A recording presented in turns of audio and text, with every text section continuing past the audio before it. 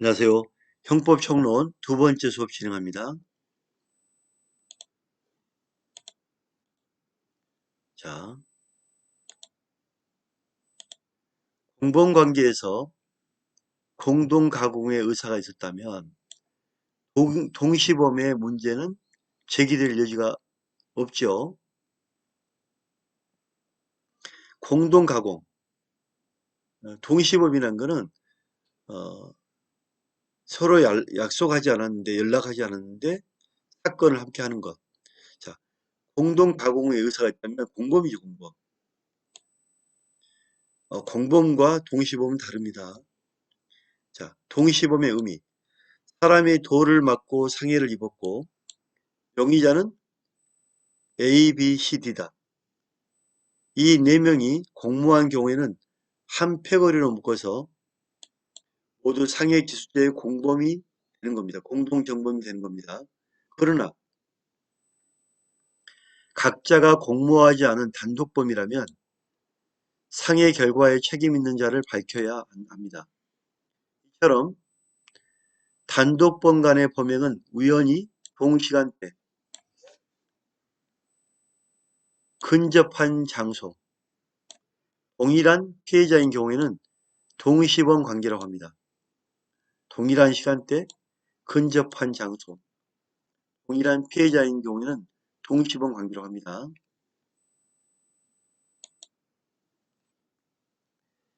시간적 차이가 있는 독립된 상해행위나 폭행행위가 경합하여 사망의 결과가 일어나고 그 사망의 원인된 행위가 판명되지 아니한 경우는 공동정범의 애에 따라 처벌됩니다.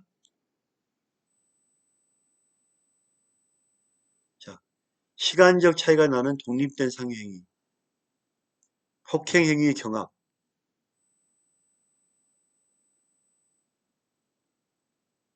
사망의 결과가 일어나고 사망의 원인이 된, 자, 사망의 원인은 모르지만 사람이 죽었어요. 그때 독립된 상해와 폭행이 있었단 말이에요. 그럴 경우에는 그 사람들을 모두 공동정범, 너희들이 책임이 있는 걸로 처벌을 합니다. 그 같은 판례 한번 볼까요? 자, 이걸 동시범이라 하는데 형법 263조가 상해치살죄, 상해를 입혔는데 사람이 죽었어요. 결과적 가중범이죠. 치살죄로 적용되는 관계상 피해자의 사망이 피고인의 범행에 인한 것인지 원심상 피고인의 범행에 인한 것인지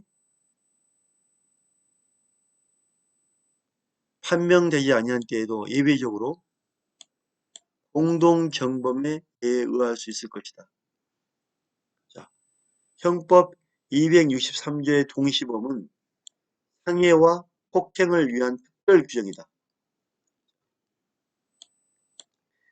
상해와 폭행에 대해서는 특별하게 규정한 범죄가 동시범이에요.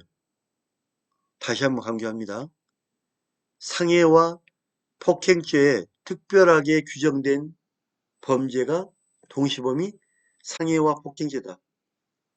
이 동규정은 그 보호법익을 달리하는 강간치상죄에는 적용이 안 됩니다. 즉 동시범은 폭행과 상해에만 적용된다.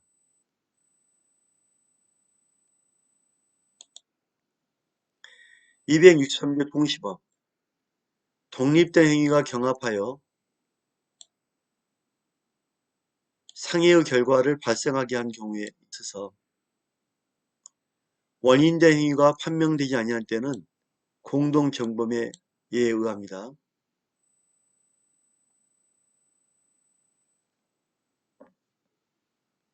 독립된 263조 동시범 상해와 폭행의 독립된 행위가 경합하여 이 상해의 결과를 발생하게 한 경우에 원인 행위가 판명되지 않을 때는 뭐에 의한다? 공동정범. 즉 263조에서는 상해 폭행에 대해서 원인된 행위가 누가 했는지 판명이 안 되면 공동경범하라고 법률 규정이 나와 있는 거예요. 동시범 관계에 있는 자들의 모두 행위를 하였으나 누가 범죄 결과의 원인이 되었는지 판명되지 않은 경우 25장 상해와 폭행, 여기서 상해 또는 사망의 결과가 발생하면 예외적으로 공동경범이 적용되기 때문에 모두 기수범으로 처벌한다. 즉 공동경범에 의해 처벌하기 때문에 그 결과에 대해서 둘 다 모두 다 기수범으로 처벌한다. 이렇게 보면 됩니다. 263조는 상해치사, 폭행, 폭행치사, 폭행치상 여기에 대해서만 동시범이 적용된다고 했죠. 그러나 강도나 치상, 강간, 살인, 과실치사 여기에는 상해 폭행에 규정된 범죄가 아니기 때문에 동시범 263 범죄가 안 됩니다. 자, 이렇게 상해와 폭행에만 동시범, 공동경범에 의한다는 263조 동시범 규정이 적용되고 강도, 강간, 살인 이거는 동시범 규정이 안 되고 19조 이 부분이 적용됩니다. 19조. 19조는 독립된 행위 경합인데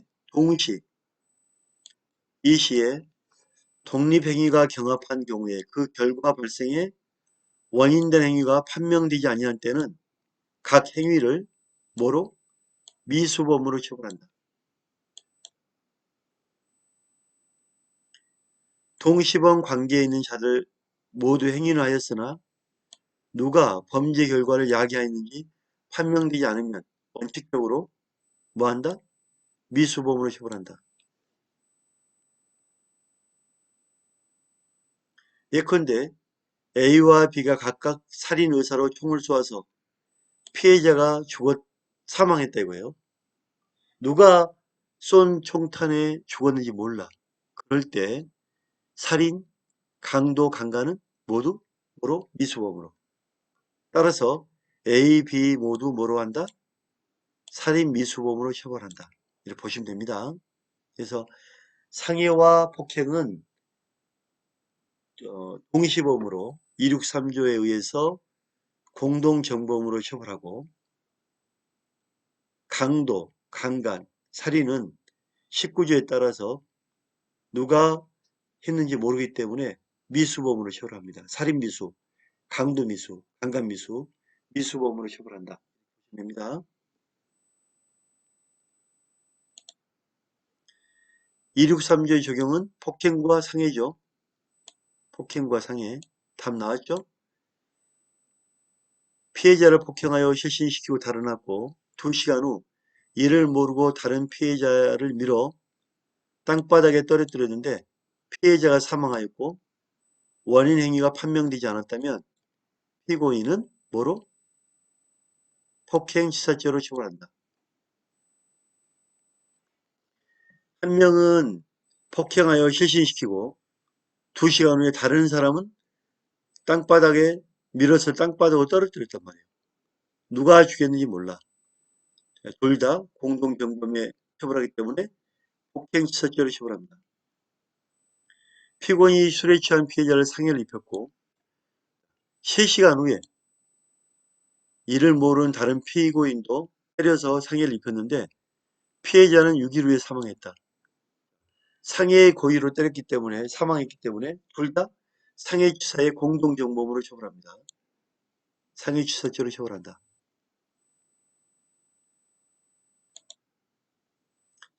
합동범. 합동범이란 함께 뭔가를 하는 게 합동범이죠. 주관적 요건으로 공모 외에 객관적 요건으로 현장에서 실행행위 분담을 요하나 이 실행행위 분담은 반드시 동시에 동일 장소에서 실행행위를 특정하여 분담하는 것만을 뜻하는 것이 아니라 시간적으로나 장소적으로 서로 협동관계에 있다고 볼 수 있으면 충분하다. 형법 344조 2항 합동하여라는 함은 주관적 요건으로서 공모와 객관적 요건으로서 범행 현장에서 범행의 실행 분담이 있어야 하나 그 공모나 모의는 반드시 사전에 이루어진 것만은 필요로 하는 것이 아니고 범행 현장에서 암묵리에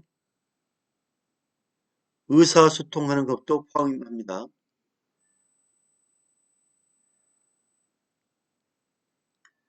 다시 한번 볼게요. 형법 344조 2항의 소정에 합동하여라 함은 주관적 요건으로서 공모와 객관적 요건으로서 범행 현장에서 범행의 실행의 분담이 있어야 하나 그 공모와 모의는 반드시 사전에 이루어진 것만을 필요로 하는 것이 아니고 범행 현장에서 암묵리에 의사소통하는 것도 포함이 됩니다. 형법상 합동범은 특수란 건 함께 결도한다. 함께 강도한다. 함께 도주한다. 성폭력법 합동범에서 함께 강도 강간한다. 함께 강간한다. 절도, 강도, 도주. 합동범이죠. 합동. 여러 사람이 하는 거. 2명 이상이 붙으면 합동하면 특수라는 이유가 말이 붙죠. 죄명에. 2인 이상이 합동하여 죄를 범한 경우 공동정범보다 가중처벌되는 범죄인데 공모와 공동실행 위에 현장성까지 갖췄기 때문입니다. 현장성을 갖췄기 때문에 합동범으로 치는 거예요. 합동범 인정하는 판례 볼까요? 현장성 인정. 피고인들이 다른 피고인들과 절취를 공모하고 다른 피고인들이 절취하는 동안 피고인은 범행 장소 부근에서 차량에 내에 대기하고 있었다면 이 피고인들에게는 현장성이 인정되기 때문에 특수 절도의 정범이 인정됩니다. 범이죠. 피고인이 피해자의 형과 범행을 모의하고 피해자의 형이 피해자의 집에 들어가 절취를 하는 동안 피고인은 그 집 안에 가까운 곳에 대기하고 있다가 절취품을 가지고 같이 나온 경우 시간적 장소적으로 협동관계에 있다고 보이므로 피고인에게 특수절도죄가 성립한 게 맞죠.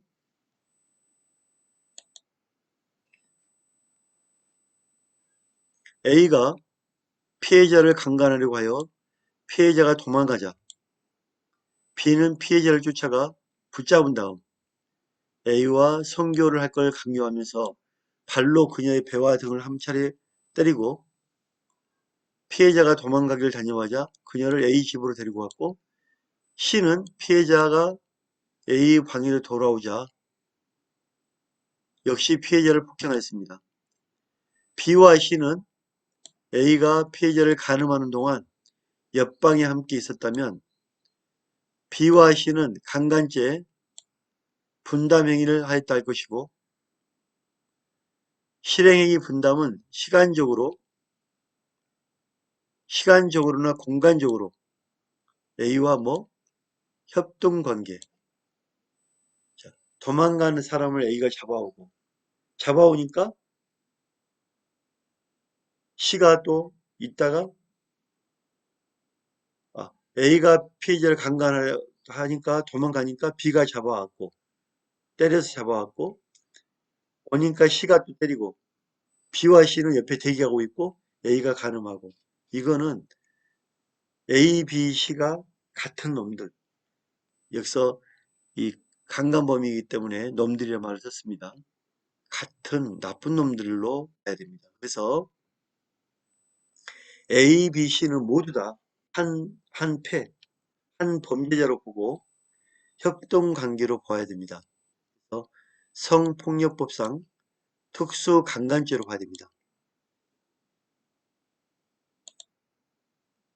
자, 세 사람 이상이 합동절도의 범행을 공모한 후 적어도 2명 이상의 범인이 범행 현장에서 시간적으로나 장소적으로 협동관계에 이르러 절도 실행행위를 분담하여 절도 범행을 한 경우에는 공동정범의 일반 이론에 비추어 그 공모에는 참여하였으나, 자, 공모에는 참여하였으나 현장에서 절도 실행행위를 직접 분담하지 아니한 다른 범인에 대하여도 그가 현장에서 절도 범행을 실행한 위 2 이상의 범인이 행위를 자기 의사의 수단으로 하여 합동 절도의 범행을 하였다고 평가할 수 있는 정범성의 표지를 갖추고 있다고 보여지는 한 그 다른 범인에 대하여 합동 절도의 공동 정범의 성립을 부정할 이유가 없습니다. 그 결과 합동 절도에서도 공동 정범과 교사범, 정범의 고별 기준은 일반 원칙에 따라야 하고, 그 결과 범행 현장에서 존재하지 아니한 범인도 공범이 될 수 있으며, 반대로 상황에 따라 장소적으로 협동한 범인도 방조한 경우에도 정범으로 처벌될 수 있습니다. 다시 한번 마무리 정리하면, 범행 현장에 존재하지 아니한 범인도 뭐한다? 함께 공모했기 때문에 공동 정범이 될 수 있다. 반대로 상황에 따라서 장소적으로 합동한 범인도 방조만 했다. 방조만 했으면 정범이죠.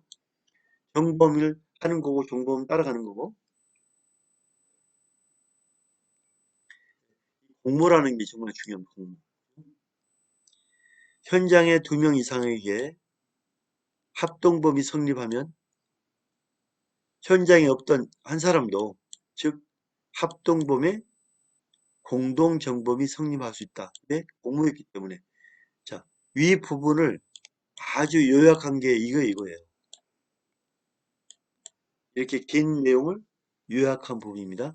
2명 이상의 합동범이 성립하면 현장에 없던 한 사람도 합동범의 공동정범이 성립할 수 있습니다.